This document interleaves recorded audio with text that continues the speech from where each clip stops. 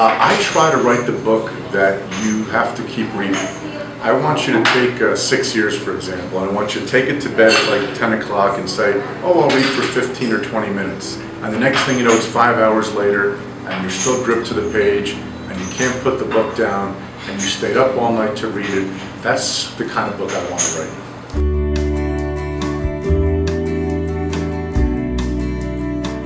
I like books with missing people more than murders, because with a missing person, everything could still turn out okay.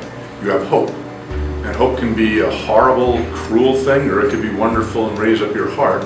So in the case of 6 years, when this man loses his love for 6 years, is she alive? Is she dead?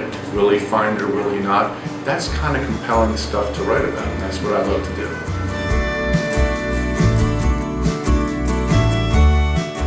What inspires me? Just telling the best story I can. It's really interesting, if I get an email or an Instagram or a Twitter from someone, say, in Brazil, how cool is that I'm writing some little story in New Jersey in America and it's reaching people in Brazil or wherever else around the world? That's one of the things that inspires me, that love of wanting to tell a story to somebody.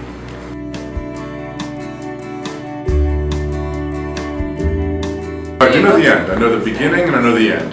I have no idea how I'm going to get from here to here. It's sort of like in America, if you can picture an American map. I'm driving from New York to California. I may go Route 80, which is a direct route, but usually I'll go to the Suez Canal, I'll stop in Tokyo, but I always end up in California.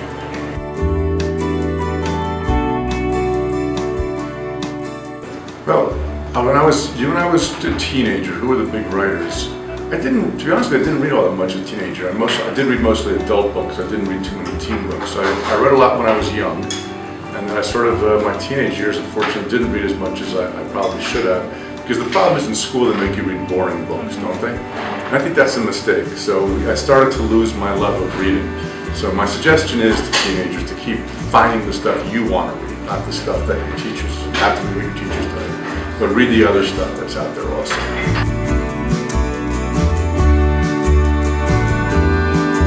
I sort of fell into it accidentally. It's almost like a virus. Once you get it, and you just want to keep writing. So I tried to write a story. That's something that happened to me when I was around 20 years old, and it was a stupid story. But I started to then get the bug, and I decided to write what I call the novel of immersion. It's the book that you take on vacation, but you'd rather stay in your hotel room because you have to know what happened to all the people.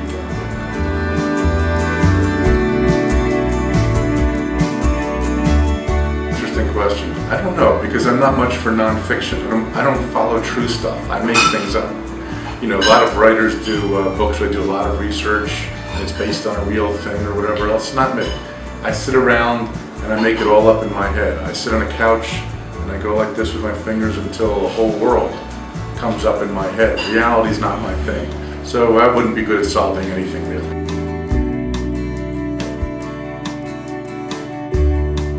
The most important thing, and it's very obvious, is to write. Write as often as you can. Write every day. If you have a diary, that's a wonderful thing. Just keep writing, even if it's no good. The most important thing a young writer needs to know is it doesn't have to be good. It just have to keep writing. It's a little bit like exercise. Even if you do the exercises a little wrong, you're going to get stronger if you keep exercising. You don't have to have the perfect exercise first. If you're playing football, you don't have the perfect kick the first day. It doesn't matter if your kicks are bad. The more you kick, the better your kick is going to be. So really at this age, just write. Don't worry if it's good. Don't worry if somebody wants to publish it. Don't worry about any of that now. Just every day write.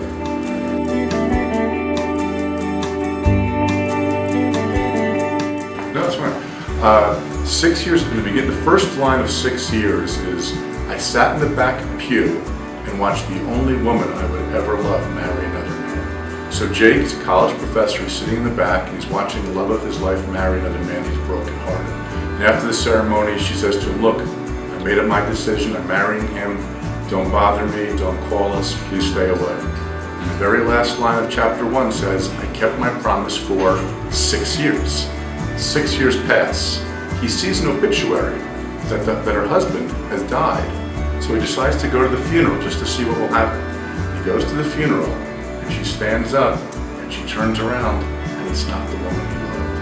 And and no one has seen the woman he's loved since that wedding 6 years ago. What happened to her? Where is she? Did she get married that day? Who is this man?